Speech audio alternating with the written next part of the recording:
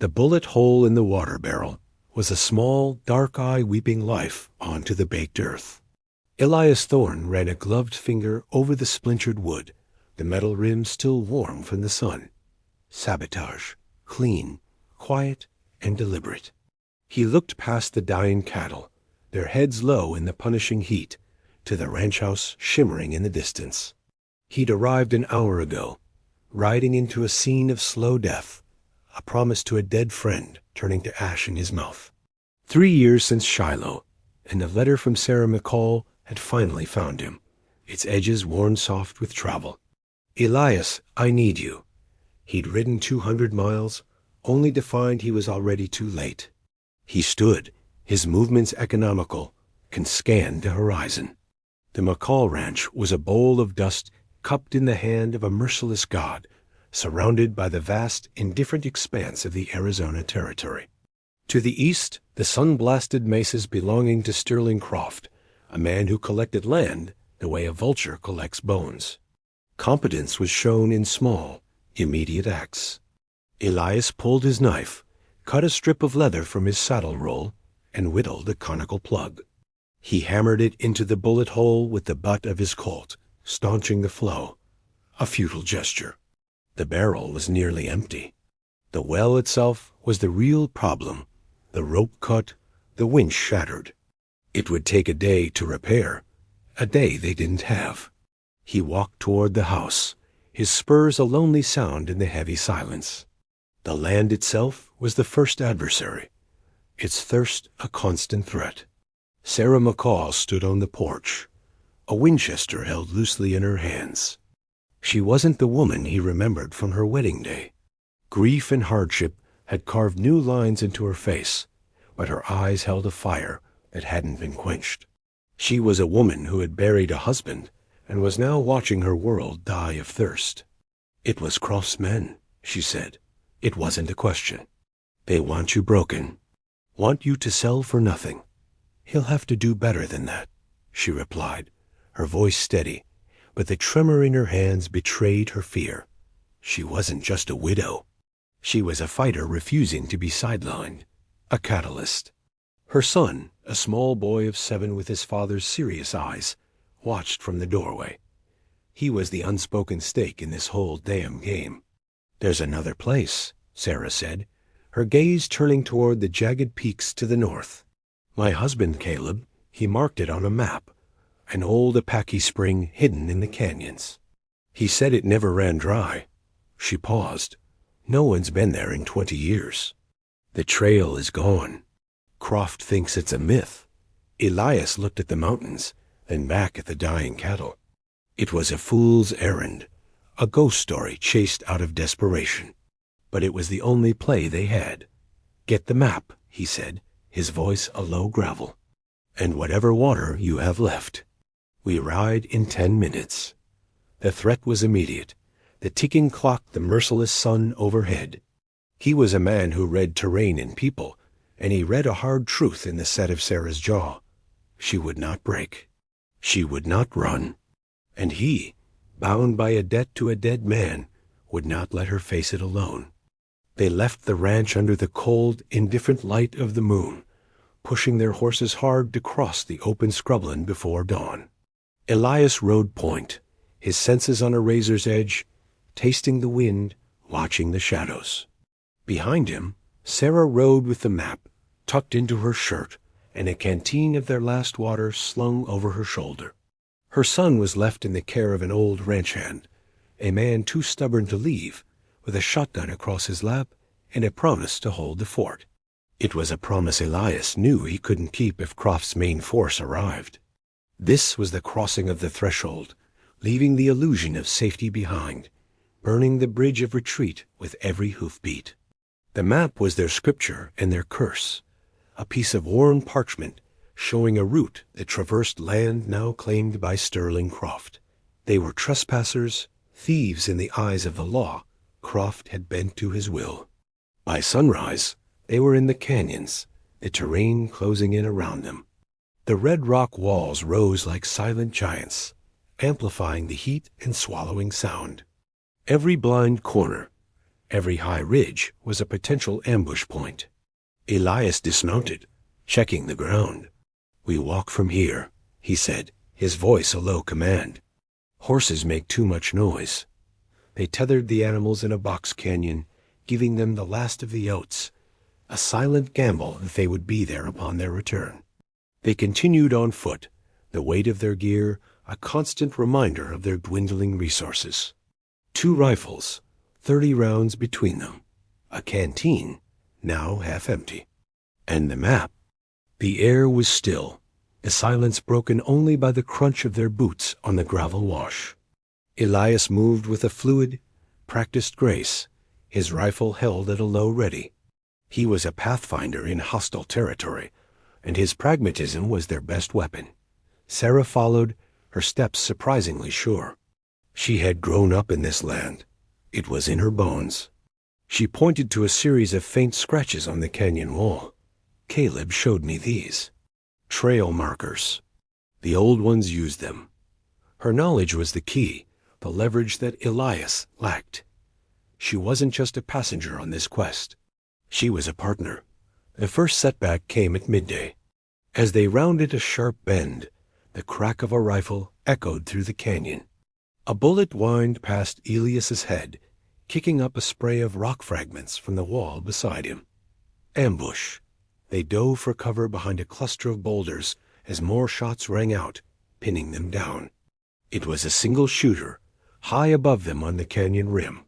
A sniper, patient and precise. Croft wasn't just claiming the land. He was guarding it. "He's got the high ground," Elias said, his voice tight. "We can't go forward, can't go back." He risked a quick look over the boulder, mapping the sniper's position. A small alcove in the rock, maybe 400 yards up. A difficult shot, but not impossible. "Keep his attention," Elias said to Sarah. She nodded, understanding immediately. She began firing the Winchester, her shots spaced out, kicking up dust near the sniper's nest, forcing him to keep his head down.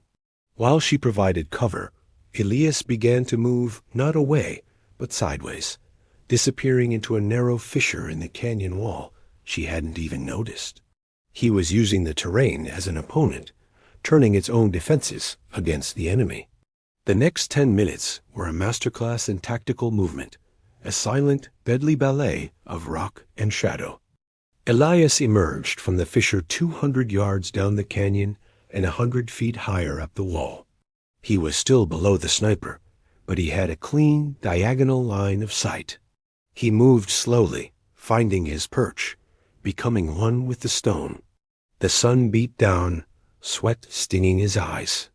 He rested the barrel of his rifle on a flat rock, took a slow breath, and let it out. He wasn't a soldier anymore, but the training was a part of him, etched into muscle and nerve. He accounted for the wind, the distance, the slight upward angle. He squeezed the trigger.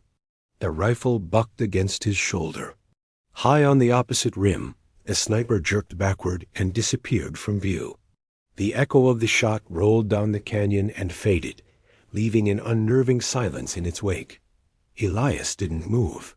He waited, scanning the rim for any sign of a second man. Nothing. He slid back from his perch and made his way down to the canyon floor. Sarah was already moving, reloading the Winchester, her face a mask of grim determination. "Let's go," she said, her voice betraying none of the terror she must have felt. That shot will bring others. Their alliance was no longer one of necessity. It was being forged under fire. He was the weapon, and she was the will. They pressed on, the map now their only guide. The trail markers had vanished, the path growing steeper, more treacherous. The sun was a relentless hammer, and their water was nearly gone. Each sip was a calculated risk. They found the sniper's camp an hour later. A bedroll, a nearly full canteen, and a box of ammunition. A small victory, a brief reprieve. They refilled their own canteen, the cool water a temporary salvation. Elias checked the man's rifle, taking the extra rounds. He was well supplied, he noted, his tone clipped. Croft expected us. It wasn't just a random patrol. It was a targeted hunt. The map, their one advantage, was also the chart that led them deeper into the jaws of the trap.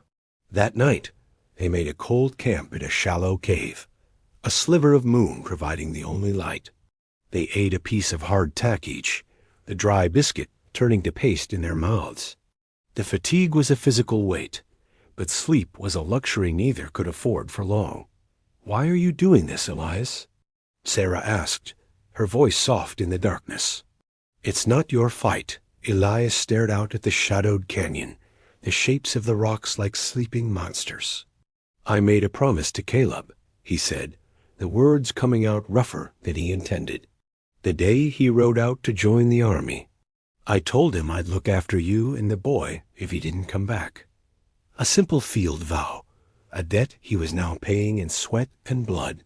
He always said you were the most stubborn man he ever knew," she said, a faint smile in her voice. The shared memory of the man they had both lost hung between them, a bond stronger than words. Before dawn, Elias was awake, listening. He heard it first as a faint vibration through the rock, then as a distant rumble. Horses, a lot of them, moving fast. He shook Sarah awake. "They're coming." The sniper shot hadn't just been a warning. It had been a signal. The hunt was on. They ran. There was no other choice. The sound of hoofbeats grew louder, echoing through the canyon, a relentless approaching thunder. They abandoned any pretense of stealth, scrambling over rocks and sliding down scree slopes, their lungs burning, their muscles screaming in protest. The map was their only guide, but every twist and turn of the canyon felt like it was leading them deeper into the labyrinth, not out of it. The spring was marked as being at the heart of a formation called the Stone Sanctuary, a natural amphitheater of rock. According to the map, a narrow, hidden passage was the only way in. They found the entrance by sheer luck, a dark slash in the rock face almost completely obscured by a rockfall. They squeezed through the opening just as the first of Croft's riders appeared at the far end of the canyon, their silhouettes dark against the rising sun. They were inside, but they were trapped. The passage opened into a small, circular canyon, a pocket of impossible green in the middle of the red desert. A pool of crystal-clear water shimmered in the center, fed by a steady trickle from the rocks above. The air was cool and damp. It was the spring. It was real. For a moment, relief washed over them, so potent it was dizzying. They stumbled to the water's edge and drank, the cool liquid a balm to their parched throats. But the relief was short-lived. A voice, calm and laced with sadistic amusement, echoed from the rocks above. "I have to thank you, Mrs. McCall. I'd have never found this place without your husband's map." Sterling Croft stood on the rim of the sanctuary, a dozen of his men fanned out on either side of him. He was a tall man, dressed in a tailored suit that seemed absurdly out of place in the rugged terrain. He held a rifle loosely in one hand, his posture relaxed, confident. He was a warlord in his own kingdom, and they had just walked into his throne room. It was a trap. The sabotaged well, the sniper, the chase, it had all been a performance, a grand piece of theater designed to make them lead him here. The map was a false lead, a red herring planted for them to find. Croft had known about the spring all along. He just didn't know its precise location. Now he did, and he had them cornered. The cost of their quest had just been raised from a ranch to their lives. "The water rights to this spring control the entire valley, Elias," Croft said, his voice conversational. He knew Elias's name. This was personal. Your friend Caleb was a fool. He should have sold when he had the chance. Two of Croft's men rappelled down the rock face, their movements efficient and practiced. They landed softly on the canyon floor and advanced, their rifles leveled. Elias and Sarah were out of options, their backs to a pool of water with rock walls on all sides. Betrayal wasn't a knife in the back. It was the slow, dawning realization that your every move had been anticipated, your hopes expertly turned into a cage. Elias raised his hands, a slow, deliberate movement. He glanced at Sarah, a silent message passing between them. Stay ready. This wasn't over. The midpoint reversal was complete. They hadn't found a sanctuary. They had found the center of the snare. Croft's men disarmed them, taking their rifles and knives. Elias's Colt was pulled from its holster, a particular insult. Croft himself slid down a rope with surprising agility, landing beside the spring. He dipped a finger in the water and smiled. Pure, he said, as if tasting a fine wine. This will double the value of my holdings. He turned his cold eyes on Elias. I know who you are, the Army Scout, the man who survives. Caleb spoke of you. He said you were a man of your word. It's a pity you chose to honor a promise to a dead man instead of accepting the realities of progress. This isn't progress, Sarah shot back, her voice ringing with defiance. It's theft. Croft's smile tightened. He backhanded her across the face, a sharp, brutal crack that echoed in the small canyon. She staggered, a thin line of blood appearing at the corner of her mouth. Elias surged forward, a guttural roar in his throat, but two of Croft's men slammed their rifle butts into his ribs, driving him to his knees. He gasped for air, pain lancing through his side. Agency, Croft said, looking down at Sarah with contempt. A dangerous illusion for a woman in your position. You have no voice here. He looked back at Elias. And you have no choices left. But Croft, for all his strategic cunning, had made a critical error. He was a man of the law and the ledger, a man who commanded terrain from a distance. He didn't understand it from the ground up. He didn't feel its secrets in his bones. Elias, even on his knees, was reading the rock, the water, the very air in the sanctuary. He saw what Croft didn't. The steady trickle of water that fed the pool wasn't just a spring. It was runoff from a much larger system. The back wall of the sanctuary, behind a curtain of maidenhair fern, was darker, wetter than the surrounding rock. It was porous. The mountain was a character in this play, and it had one more line to speak. A risky, desperate plan began to form in Elias's mind, a plan that relied on Croft's arrogance and the hidden structure of the land itself. The ticking clock was no longer about water for cattle. It was the seconds ticking down to their own executions. This was the regrouping, not a moment of rest, but a recalibration of the fight in the heart of the fire. Elias looked at Sarah. Her eyes were blazing with hatred, but she saw the look on his face. She saw the flicker of a plan. She gave a tiny, almost imperceptible nod. He had to create a diversion, something big enough to shatter Croft's control. He locked eyes with Croft, a wry, humorless smile touching his lips.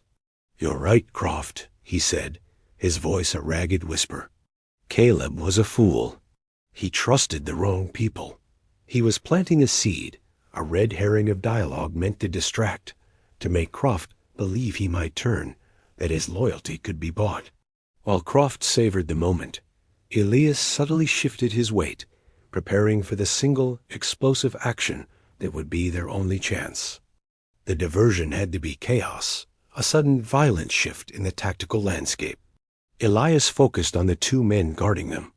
Their attention was divided, one eye on him, the other on their boss. Croft was monologuing, savoring his victory, a fatal flaw in any warlord. He thought friendship meant something out here, Croft sneered. A child's notion. He was my friend, Elias said, his voice low and charged. It was the last thing he said before he moved. He kicked backward with all his strength, his boot catching the nearer guard squarely in the knee. The man screamed and went down, his rifle clattering on the rocks. In the same motion, Elias pivoted, driving his shoulder into the second guard, sending him stumbling backward into the pool. The sanctuary erupted into confusion. Elias lunged for the fallen guard's rifle, his hand closing around the stock just as Croft started shouting orders. "Shoot him! Shoot him now!" But his men were too slow to react. Elias fired from the hip, not at Croft, but at the rock wall directly above him. He wasn't trying to kill. He was trying to start an avalanche. The bullet struck the rock, and a second later another, and another. He emptied the rifle into the same spot, the shots deafening in the enclosed space. The wet, porous rock, already under immense pressure from the water behind it, began to fracture. A dark crack appeared, and then another. A low groan came from the mountain itself. Water began to jet from the cracks. Croft and his men stared, momentarily mesmerized by the impossible sight. It was the opening Sarah needed. She grabbed a fist-sized rock from the ground and brought it down on the head of the guard trying to climb out of the pool. Then she ran, not for the exit, but along the edge of the canyon wall toward the chaos. A section of the wall the size of a wagon suddenly gave way. A torrent of water, mud, and rock exploded into the sanctuary. It wasn't a spring. It was the drain plug for an underground reservoir. The gauntlet wasn't a place they had to enter. It was one they had created. The roar was deafening as the flash flood tore through the small canyon, sweeping men and gear before it. Elias grabbed Sarah's hand, pulling her up the canyon wall, scrambling for purchase as the water rose around them. They climbed, their fingers raw, the floodwaters churning below them. They were halfway to the rim when they saw Croft. He had survived the initial blast, clinging to a rock on the far side, his fine suit shredded, his face a mask of disbelief and fury. He had lost. His prize, the source of his future wealth, had become an instrument of destruction, his own men swallowed by the very land he sought to conquer. He saw them, raised a pistol, but a fresh surge of water ripped his handhold away. He was swept into the torrent, his cry of rage cut short as he disappeared into the churning brown water. The land had claimed him. They reached the rim, gasping for breath, their bodies bruised and battered. They lay on the hot rock, the sun on their faces, and listened to the roar of the flood subsiding below. They had survived. They had won, but the victory felt raw, primal. They had unleashed the mountain's fury, and the consequences were absolute. The sanctuary was gone, filled with rubble and churning mud. The hidden spring was no more. But Croft and his men were also gone, their threat erased. The showdown had been decided not by bullets, but by a desperate, ingenious use of the terrain itself. Elias pushed himself to a sitting position, the pain in his ribs a sharp, insistent reminder of how close they had come to death. He looked at Sarah. She was staring at the destruction, her face streaked with dirt and tears, her expression a mixture of shock and fierce, terrible relief. She had not been a bystander. She had fought, she had made a choice, and she had survived. "It's over," Elias said, the words feeling inadequate. "He's gone." Sarah finally looked at him, her eyes dark and deep. She remembered the moment in the sanctuary, the certainty of their death, the cold resolve in her heart. She crawled over to him, her movements stiff with exhaustion and pain. She laid a hand on his chest, her touch surprisingly gentle. "If you die tonight, I'll die with you," she whispered. The words not a romantic promise, but the swearing of an oath, a soldier's vow. It was what she had thought in that final moment, the creed that had given her the strength to fight. It was the plain speech of a shared fate, a bond forged in the crucible of absolute peril. They were no longer just a scout and a widow. They were survivors, bound by the shared experience of having faced oblivion and walked away. Elias covered her hand with his own. He didn't say anything. He didn't have to. He understood. It was a debt that went both ways, paid in full. They were alive, and for now, that was enough. The immediate aftermath was a matter of grim necessity. They needed to get off the mountain. They found one of Croft's horses that had bolted during the chaos, its reins tangled in a mesquite bush. They took its saddlebags, which held a small amount of food, and more importantly, a full canteen. They started the long walk back, leaving the scene of the flood behind them. The sun was setting, casting long shadows across the canyons that had been their hunting ground and nearly their tomb. The journey back to the ranch was a quiet, aching affair. They moved with the slow, deliberate pace of the wounded, speaking only when necessary. The adrenaline had faded, leaving behind a bone-deep exhaustion and the throbbing of their injuries. Wounds were tended with strips torn from Sarah's petticoat. Debts were acknowledged in shared silence, in the way Elias would scout ahead to find the easiest path, in the way Sarah would ensure he drank from the canteen first. The truth was revealed not in a grand confession, but in the simple, stark reality of their survival. Croft's entire operation, his legal maneuvering and his brutal enforcement, had been built on a single objective: the water that lay hidden in the mountain. With the spring destroyed and Croft dead, his empire would crumble. His power was a house of cards built on a secret that no longer existed. They arrived at the ranch at dawn 2 days later, ghosts walking out of the sunrise. The old ranch hand, Hank, met them on the porch, his shotgun still in his hands. He stared at them, his weathered face etched with disbelief and an overwhelming relief. Sarah's son ran out of the house, and for the first time since the ordeal began, her mask of resolute strength shattered. She knelt and hugged him, burying her face in his hair, her shoulders shaking with silent sobs. The cost of their victory was written on their bodies, in the haunted look in their eyes. The ranch was safe, but they were not the same people who had left it. Elias stood back, watching the reunion, feeling like an outsider. He had fulfilled his promise to Caleb. The debt was paid. His purpose here was complete. He was a pathfinder, a man of the trail, and the trail was always calling him onward. He checked the plug in the water barrel. It was still holding. A small, temporary fix in a world of profound, permanent changes.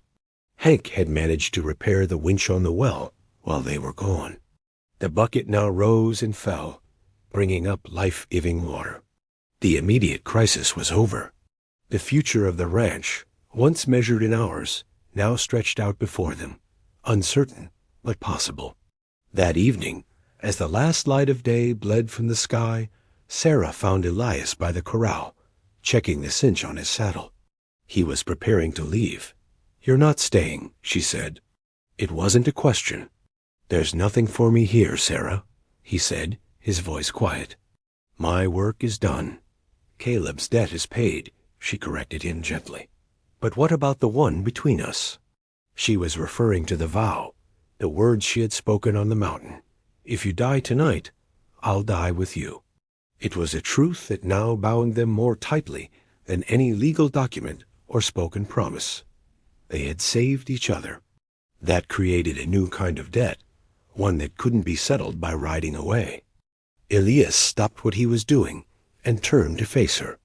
The last rays of the sun caught the lines of exhaustion on his face, but his eyes were clear.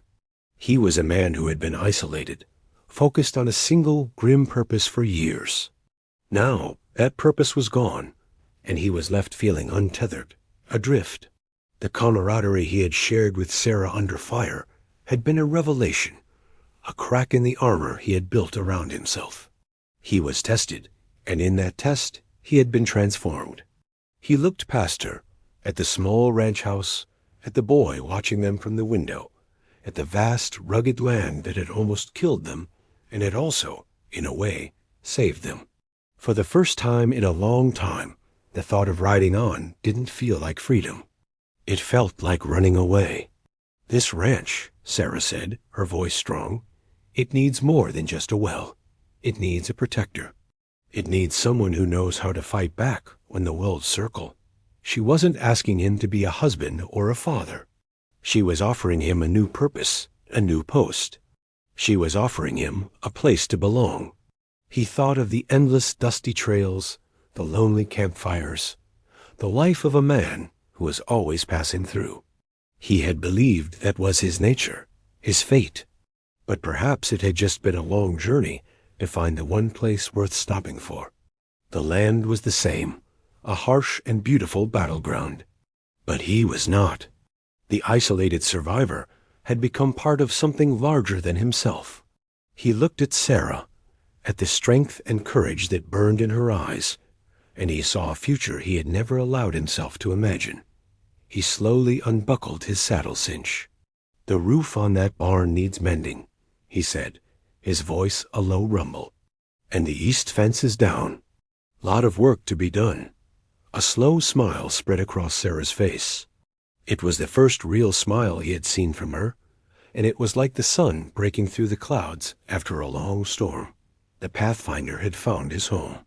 He wasn't returning to a life he'd left behind. He was starting a new one. He would not just ride on. He would stay.